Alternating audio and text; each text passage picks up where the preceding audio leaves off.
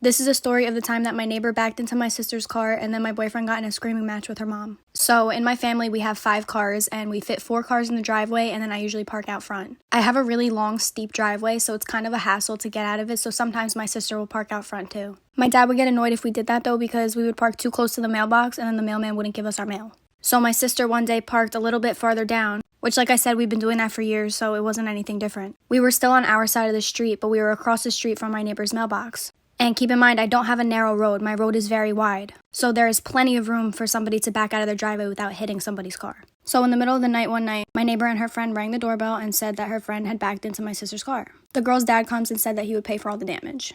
I didn't really think much of it because we've been parking there for years, so I kept parking my car there. At the time, I was usually at my boyfriend's house, so I'd be home for maybe an hour a day, if that. So I would park there. Then my neighbor rang on my doorbell again. This is part 2 of my neighbor backing into my sister's car and my boyfriend snapping on her mom. So after the situation had happened, my neighbor rings my doorbell again. And this day in particular, I went home for an hour and I was in the shower when my sister answered the door. And when I got out of the shower, my sister was like, "Hey, the neighbor said that you can't park across the street from their driveway anymore." And I was like, "What? I'm not going to inconvenience myself just because my neighbor's friend forgot that she had a rear view mirror." So over that week, I went home twice more. Also at this time, they were parking their cars across the street from our driveway and on our side of the street as well. And we never parked on their side of the street. So then if I was to park my car somewhere else, I would have to park far and walk a distance. Like, inconvenient. Also, like I said in the last video, my driveway is very steep, so it's a pain to back out of it. Anyway, one day I was leaving my house after being there for an hour and parked across the street from the driveway, and I see my neighbor's dad get in his car, which was parked across the street from our driveway, and he pulls up next to me and honks his horn for me to pull down the window. And before I could even get a word in, he started snapping on me, him, a grown man, yelling at a girl his daughter's age. So after he skirted off, I started having a really bad anxiety attack and called my boyfriend.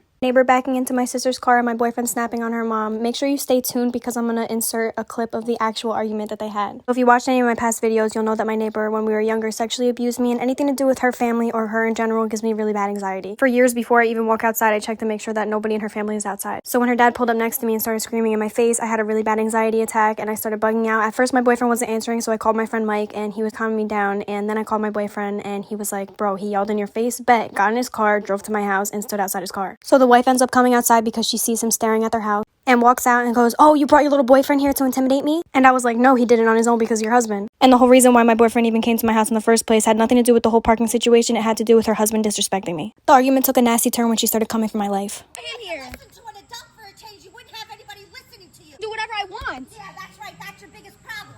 You problem. always thought that since you were 4 years old. Story time about how my parents tried to sell me to a man who wanted to marry me. Disclaimer, this is not my story time. It was sent to me on Instagram. When I was born, my family had a lot of money, but my dad was into some sketchy business. When I turned 17, my parents basically lost all of their money. My dad was in debt and owed money to a lot of bad people. He owed one man $100,000. When I turned 16, I got my first boyfriend. He was really caring and our families were friends. My parents actually loved my boyfriend at the time. But when I turned 17, my parents asked me if I was okay with an arranged marriage. I told them absolutely not because I had every intention to marry my boyfriend. He and I had already agreed that we'd get married when we turned 18. Slowly, my dad started insisting that I needed to consider it. After I kept saying no, he finally decided to tell me the truth. He told me that we owed one guy $100,000 and the only way that he would let my dad off the hook was by marrying me. He even offered my parents money in exchange for my hand in marriage. I was terrified. Part 2 is part 2 of how my parents tried to sell me off to a strange man so that he could marry me. I found out about the truth that my dad owed $100,000. He basically told me that the only way we were going to save our family was if I married this man, and that he offered my dad money in exchange for me. I mean, I was actually scared for my life because this man was known to everybody for being dangerous. I couldn't believe my mom was going along with it, but she said it was the only way that we weren't going to get our house taken away. They basically told me not to worry because I could always get a divorce from him. But of course I didn't want to marry him at all. That very night I snuck out of my house and went to my boyfriend's house. I told him everything my parents said and he was shocked. After discussing it for a few hours, we actually decided to run away. I knew I had to go back to my house, but when I looked at my phone I had 10 missed calls from my parents. When I got home, they were waiting for me at the gate. And guess what? The strange man was there. My parents casually introduced me to this man. And when I looked at him, he was about 20 years older than me. He looked me up and down and handed my dad a check. Part 3 is up. Part 3 of how my parents tried to sell me off to a strange man so that he could marry me. This is not my story time. I was sending me on Instagram. The man looked me up and down and just stared at me. He handed my dad a check. That's when I yelled out that I was gonna go pack my stuff. Quickly packed a bag and escaped through my window. Luckily, my room was on the first floor. I ran for a few blocks where my boyfriend was in his car. Once I got in, we turned off our phones and drove an hour away. Then he told me he had a surprise for me. We got to this strange house and he told me to get out. When we went inside, there was a woman waiting for us. That's when he got down on one knee and gave me a ring. He told me that he would marry marry me in order to save my life. Everything happened so fast and we got married. When I turned on my phone, I had 100 missed calls from my parents. I told them what happened and they begged me to come back home. When we got there, the strange man was there waiting for me. My now husband and I tell him to leave me alone. Thankfully, he ended up leaving. A few months later, my parents were debt-free. My mom sold all her jewelry and my dad sold his cars and a few other things. They should have done that from the beginning instead of trying to sell me. It's been 2 years since all that happened and I'm still married. The strange man has tried to contact me through Instagram. He offered me money once again to marry him. I told my parents and they think we should get a restraining order. What do you guys think we should do?